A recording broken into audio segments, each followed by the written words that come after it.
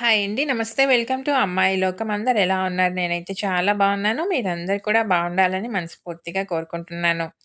ఇవాళ మన రెసిపీ వచ్చేసి బొంబాయి రవ్వతో అప్పటికప్పుడు 10 నిమిషాల్లో తయారయ్యే ఒక మంచి స్నాక్ రెసిపీ. ఎలా చేయాలో చూద్దాం. స్కిప్ చేయకుండా చూడండి. ముందుగా కడాయిలో ఒక కప్పు బొంబాయి రవ్వ తీసుకున్నాము. ఇది సన్నగా ఉన్న బొంబాయి రవ్వ అండి. మీ దగ్గర నార్మల్ బొంబాయి రవ్వ ఉందనుకోండి, లావుగా ఉంటుంది కదా! అదైనా కానీ పర్వాలేదు. దాన్ని మిక్సీలో పల్స్ మోడ్‌లో గ్రైండ్ చేసుకొని యూజ్ చేసుకోవచ్చు. కొంచెం సన్నగా అవుతుందనమాట. దీన్ని 2-3 నిమిషాల పాటు వేపుకుందాం లో ఫ్లేమ్‌లో పెట్టుకొని.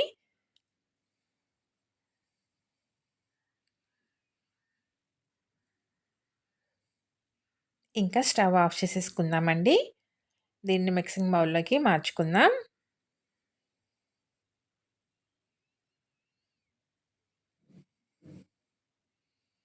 దీన్ని ఇలా పక్కన పెట్టేసుకుందాము. ఇప్పుడు మిక్సీ జార్ తీసుకొని మనం ఏ కప్పుతో అయితే రవ్వ తీసుకున్నామో అదే కప్పుతో అరకప్పొచ్చి పంచదార, ఒక యాలక్కాయ వేసి దీన్ని మెత్తగా పౌడర్ లాగా చేసుకొని తీసుకొచ్చుకుందాము.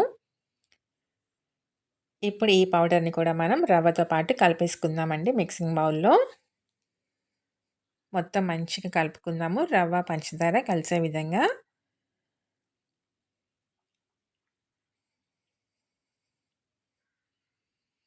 దీన్ని ఇలా పక్కన పెట్టుకొని ఇప్పుడు మిక్సీ జార్‌లో ఒక ఎగ్ తీసుకున్నాము. తర్వాత అరకప్పు పాలు, పావు టీ స్పూన్ కంటే కొంచెం తక్కువ బేకింగ్ పౌడర్ వేసుకుందామండి. వేసి దీన్ని మంచిగా మిక్సీ పట్టుకొచ్చుకుందాం.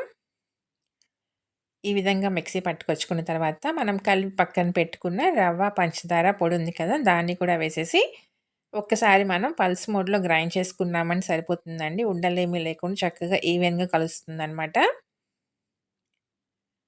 ఇంక అంతకంటే ఎక్కువగా గ్రైండ్ చేసుకోకూడదు. ఇది మరీ మెత్తగా పేస్ట్‌లాగా అవ్వకూడదండి. మనకి రవ్వ రవ్వగానే ఉండాలి.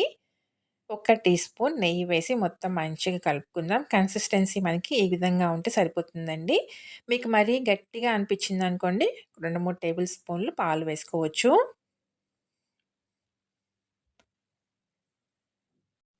ఇప్పుడు చిన్న చిన్న గిన్నెలు తీసుకున్నామండి. దాంట్లో కొంచెం నెయ్యి అప్లై చేసుకుందాం అన్నింట్లోనూ. ఉడికిన తర్వాత అతుక్కోకుండా చక్కగా వచ్చేస్తుందనమాట మనకి.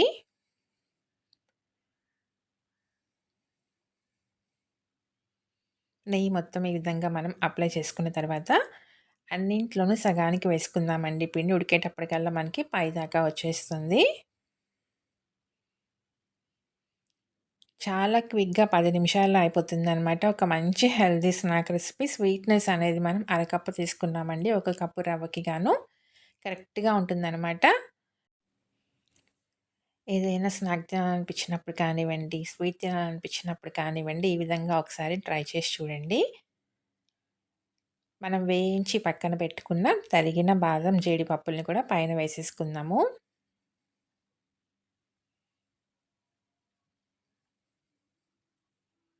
ఈ విధంగా వేసిన తర్వాత మనం ఇడ్లీ ఎలా అయితే స్టీమ్ చేసుకుంటామో అంతేనండి. ఇడ్లీ కుక్కర్‌లో పెట్టేసుకొని 10 నిమిషాల పాటు మీడియం ఫ్లేమ్‌లో కుక్ చేసుకున్నామనుకోండి కరెక్ట్‌గా ఉడుకుతుందనమాట.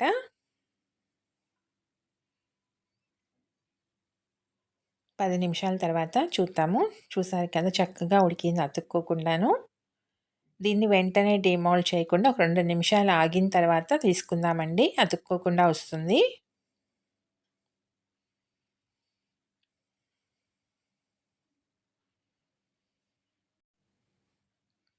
చాకు పెట్టి ఇలా అంచుల్ని ఫస్ట్ మనం రిమూవ్ చేసుకున్నామనుకోండి ఈజీగా వచ్చేస్తుందనమాట. ఆల్రెడీ మనం నెయ్యి అప్లై చేసుకున్నాం కాబట్టి గిన్నెలకి ముందుగానే అతుక్కోకుండా ఈజీగా రిమూవ్ అయిపోతుంది.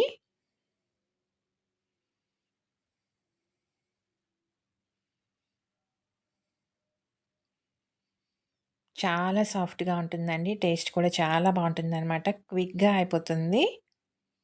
బేక్ చేసే పనేమీ లేకుండా ఈజీగా రెడీ అయిపోతుందండి. రవా కేక్ అనమాట.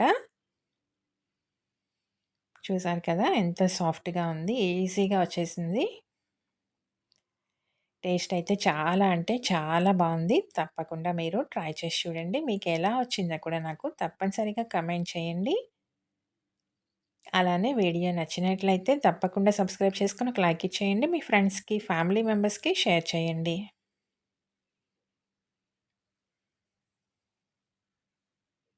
ఒకటి ఓపెన్ చేసి చూద్దాము. చూడండి ఎంత సాఫ్ట్‌గా ఉందో.